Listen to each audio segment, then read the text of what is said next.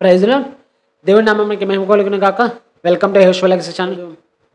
మీకు విశ్వాసం కోసం ఒక మాట చెప్పాలని ఆశ కలిగాను. అసలు విశ్వాసం అంటే ఏంటి? చాలామంది విశ్వాసం చాలా రకాలుగా పెట్టుకుంటారు. అసలు నీకు తెలిసిన విశ్వాసం ఏంటి? అసలు విశ్వాసం ఏంటో కామెంట్ సెక్షన్లో కామెంట్ చేయండి. స్కిప్ చేయొద్దు. కొంతమంది క్రైస్తవులు అయితే అసలు ఇంట్రెస్ట్ చూపించరేమో. వాక్యం చూస్తారా లేకపోతే మనిషిని చూస్తారా అర్థం కాదు. నువ్వు దేవుని వాక్యం కోసం ఇక్కడ వీడియో టచ్ చేసావు, బోరింగ్గానే ఉంటుంది. నువ్వు క్రైస్తవుడు కాబట్టి చెప్పాలంటే ఆసక్తితో ఉండాలి. ఫేస్ చూసి ఏ వ్యక్తిని చూసావు, ఈ వ్యక్తి ఆ పాస్టర్ కాదు, ఈ వ్యక్తి ఈ పాస్టర్ కాదు, గొప్పవాడు కాదు. కొంతమంది అయితే సబ్స్క్రైబర్ చూసి వీడు ఏం చెప్తారులే, ఇదంతా చూడొద్దు. దేవుడి వాక్యం చూడు, దేవుడి వాక్యం ఏం చెప్తుందో చూడు. అసలు విశ్వాసం అనేది ఎవరి మీద పెట్టాలి, దేని మీద పెట్టాలి, దేనికోసం పెట్టాలి అంటే దేవుని మీద పెట్టాలి, దేవుని కోసం వాడబడాలి. ఆ విశ్వాసం దేవుని కోసం వాడాలి, అంతే కదా. నీ ఇష్టాల కోసమో, నీవు డబ్బు సంపాదించుకోవడం కోసమో, అది చేయాలి ఇది చేయాలని ఈ లోక ఆశల కోసం దేవుని పైన విశ్వాసం పెట్టకూడదు. ఆ విశ్వాసం పెట్టినప్పటికీ దేవుడు నీ జీవితంలో కార్యాలు చేస్తారు, కానీ ఆ విశ్వాసము నీకు పరలోక రాజ్యానికి చేర్చదు. ఎందుకంటే దేవుడు అంటున్నారు, చనిపోయిన తర్వాత నీవు ఎవరవో నేను ఎరగను అని క్రీస్తు చెప్తారంటాం.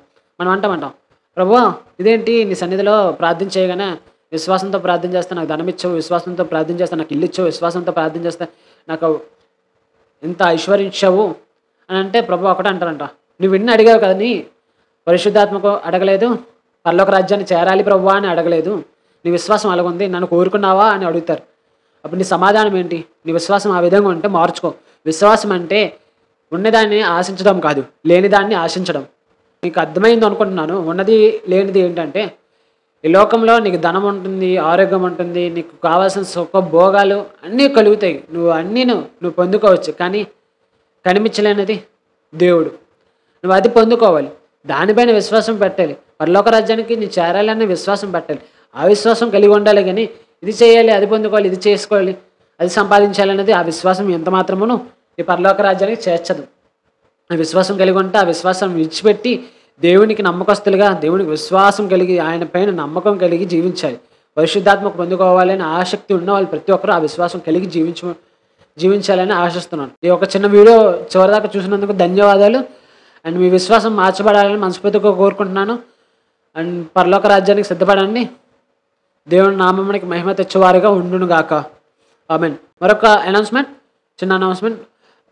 దేవుని పైన విశ్వాసం చూపించిన కొంతమందిని పౌలు మన హెబ్రీ 11వ అధ్యాయంలో రాశారు. వాళ్ళ మాదిరిగా తీసుకుంటూ రేపు రాబోయే